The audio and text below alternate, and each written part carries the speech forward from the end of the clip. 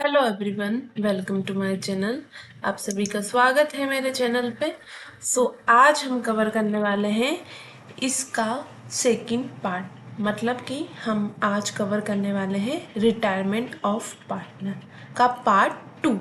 क्योंकि हमने last class में रिटायरमेंट ऑफ पार्टनर का पार्ट 1 कवर किया है। आपको मैं बोलना चाहूँगी कि अगर आपको ये वाली वीडियो समझनी है अच्छे से और इसके सारी कंडीशंस एडजस्टमेंट अच्छे से समझने हैं तो आप लास्ट वीडियो को देखिए। अगर आप उस वीडियो को देखेंगे तभी जाके आपको ये वीडियो अच्छे से समझ आएगी। और ये वीडियो सभी स्टूडेंट्स, कॉमर्स के स्टूडेंट्स के लिए बहुत हेल्पफुल रहने वाली है, चाहे वो नेट की प्रिपरेशन हो या फिर किसी पीएससी एग्ज़ाम या वो कॉलेज स्टूडेंट हो, सभी के लिए ये वीडियो बहुत ही ज़्यादा हेल्पफुल रहने वाली है। उन्हें कहीं से भी किसी भी चीज़ की नीड इसके बाद में नहीं रहने वाली है। आइए हम इसे स्टार्ट करते हैं।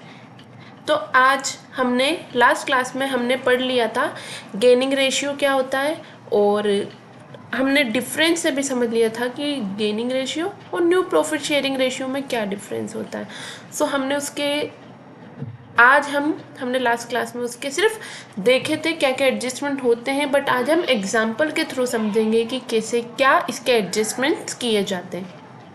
तो इसका फर्स्ट एडजस्टमेंट यानी कि इसका प्रॉफिट रेशियो किस तरीके से कैलकुलेट होते हैं उसे हम समझते हैं। केस नंबर 1 देखते हैं क्या बोल रहा है ये। When nothing is given about new profit sharing ratio of remaining partner, जब हमें नहीं बताया गया है कि new profit ratio give remaining का क्या रहने वाला है, ठीक है, तो हम इस कंडीशन में क्या करेंगे। Under this situation, the calculation of new ratio is done by striking out the share of the retiring partner. Means इसमें क्या बोल रहा है ये, जैसे कि अब हमें ए बी सी का दिया हुआ था 3:2:1, ठीक है, और हम तीनों कंडीशंस देखेंगे कि किसमें क्या कंडीशंस फॉलो हो रही है, ठीक है। तो अगर हम मान लेते हैं हमें कुछ भी नहीं दिया हुआ है किसी भी चीज के बारे में, तो हम देखेंगे कि अगर ए रिटायर होगा तो बी और सी का प्रॉफिट रहेगा 2:1, जो उनका ओल्ड था। अगर बी रिटायर हुआ तो उनका ओल्ड प्रॉफिट हो जाएगा 3:1, और अगर सी रिटायर होगा तो सी का हटके 3:2 उन दोनों का रहने वाला है, ए और बी का। तो ये सबसे इजी वाला एडजस्टमेंट होता है, तब कुछ नहीं दिया हुआ तो हम ऐसे कर लेते हैं।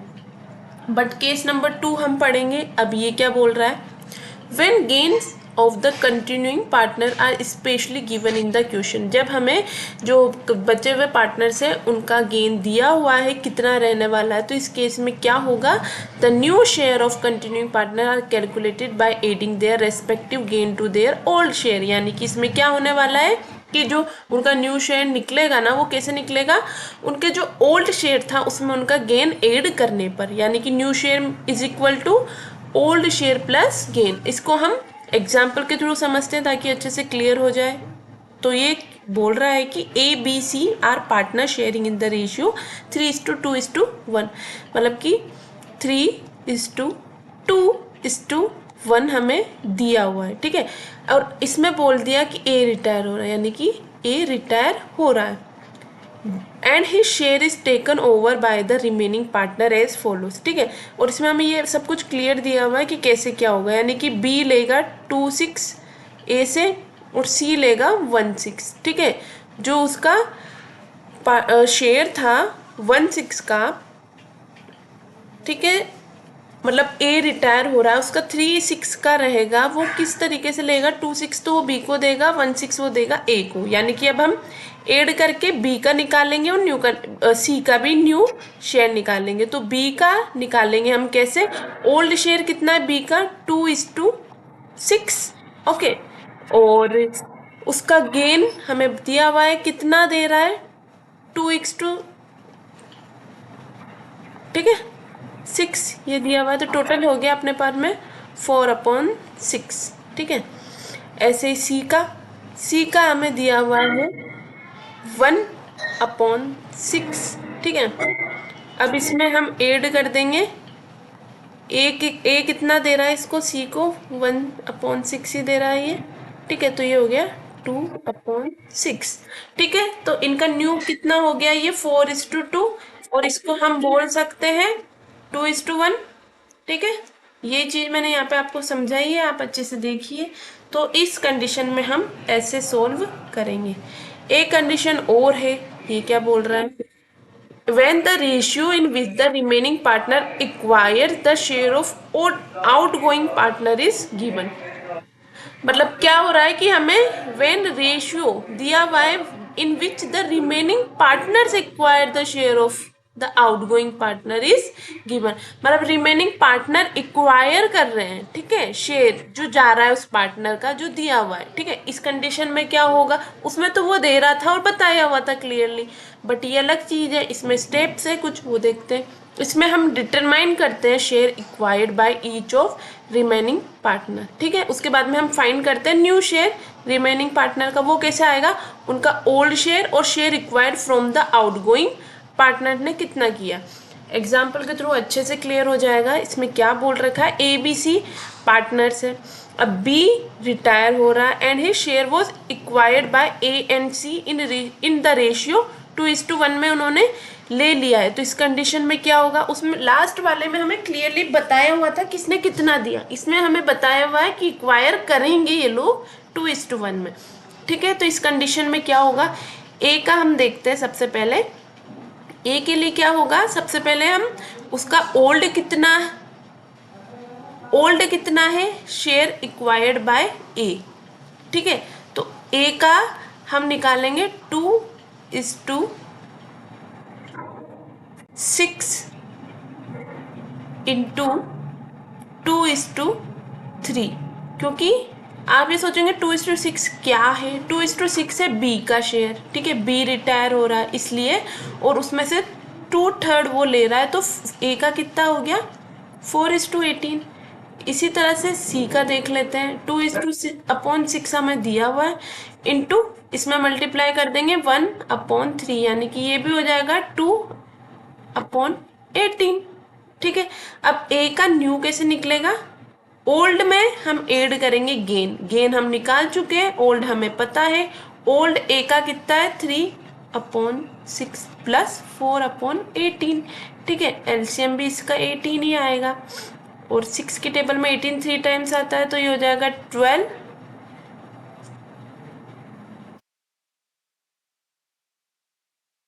सॉरी 6 की टेबल में 18 3 टाइम्स आता है, तो ये हो जाएगा 9 + 4, तो ये हमारे पास आ जाएगा 13/18। इसी तरह से सी का, बी तो रिटायर हो रहा है, सी का हम देखेंगे, सी का है 1/6, इसमें हमने ऐड कर देंगे इसका प्रॉफिट, तो 2/18 आ जाएगा।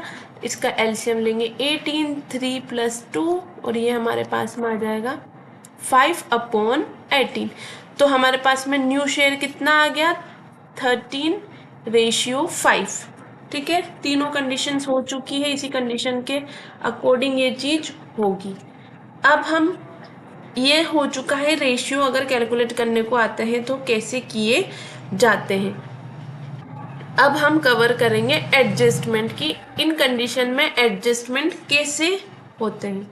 अगर पार्टनर रिटायर हो रहा है तो हम गुडविल का ट्रीटमेंट कैसे करेंगे।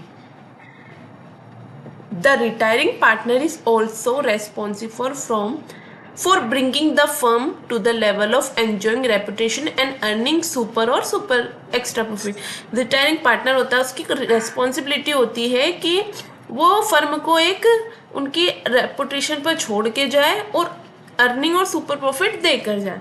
When he retires from the firm, he surrender his share of extra profit to other partners, so the retiring partner is also entitled along with his share of accumulated profit the share of his goodwill। क्या बोल रहा है, अगर कि जब partner retire होता है तो वो सरेंडर करता है शेयर ऑफ एक्स्ट्रा प्रॉफिट का अदर पार्टनर को। सो अगर पार्टनर रिटायर हो रहा है उसकी भी कुछ रिस्पॉन्सिबिलिटी होती है कि वो उसका जो शेयर होगा एक्यूमुलेटेड प्रॉफिट का वो भी उसे देना होगा। मीन्स यानी कि in this case of following journal entries recorded, journal entries होती है, इसमें ऐसा कुछ है नहीं, बस एंट्रीज को आप ध्यान रखिए। क्या एंट्री होगी, remaining partners capital account debit to retiring partners capital account, ठीक है। ट्रीटमेंट गुडविल का क्या होगा, मतलब किस रेशियो में होगा, ये गेनिंग रेशियो में। और if goodwill account already appear in old balance sheet, तो इसकी क्या एंट्री होगी, all partners capital account debit to goodwill account. ठीक है, उसमें होगा ये रेशियो में, ओल्ड रेशियो में। अब आगे देखते हैं अब और बाकी जो एक्यूमुलेटेड प्रॉफिट्स हो गए उनका ट्रीटमेंट कैसे होगा, reserve surplus funds and accumulated losses वगैरह का। तो डिस्ट्रीब्यूशन कैसे होगा रिजर्व और एक्यूमुलेटेड प्रॉफिट्स का, if at the time of retirement और death of a partner any reserve या accumulated profit appear in the balance sheet, then this will be distributed among all partner in old ratio। ठीक है, सब partners में होगा ये। General account debit होगा, reserve account debit, profit account debit to all partners. किस ratio में, old ratio में। ठीक है, इसके बाद में अगर स्पेसिफिक फंड है उसकी क्या एंट्री होगी, workers compensation fund account debit, investment fluctuation fund account debit, contingency reserve account debit. इसको भी हम टू ऑल पार्टनर्स कैपिटल में किस में डिवाइड होगा, ये ओल्ड रेशियो में। अगर एक्यूमुलेटेड लॉसेस है तो सबको करना पड़ेगा ये, तो ये डेबिट होगा ऑल पार्टनर के अकाउंट में, ओल्ड रेशियो में, टू पीएनएल अकाउंट। ठीक है, अब हम पढ़ेंगे मेमोरेंडम रिवैल्यूएशन अकाउंट। ये क्या होता है, the partner may decide to give effect to revaluation of assets and reassessment of liability without affecting existing amount of assets and liability.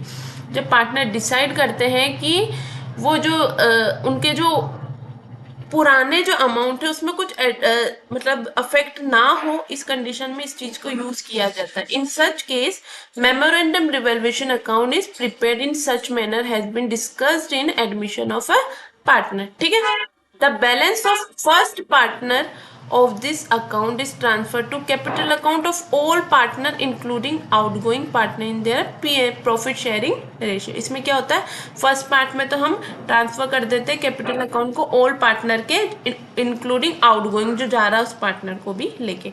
The balance of second part is transfer to capital account of remaining partner, और जो बचा हुआ balance होते हैं उसको हम transfer कर देते हैं कैपिटल अकाउंट में बचे हुए में, न्यू प्रॉफिट शेयरिंग रेशियो में।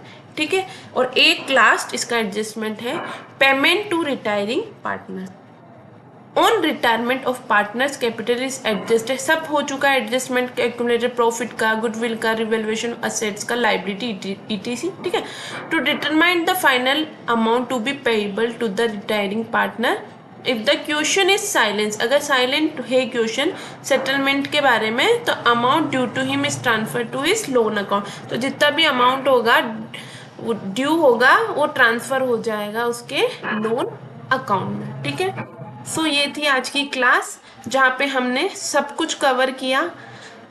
पार्टनर के रिटायरमेंट होने पर क्या क्या एडजस्टमेंट होते हैं, कैसे रेशियो कैलकुलेट किया जाता है। तो आई होप आपको अच्छे से सब समझ आया हो। अगर आपको मेरी वीडियोस अच्छी लगती है तो मेरे चैनल को लाइक करें, शेयर करें, सब्सक्राइब करें। Thank you.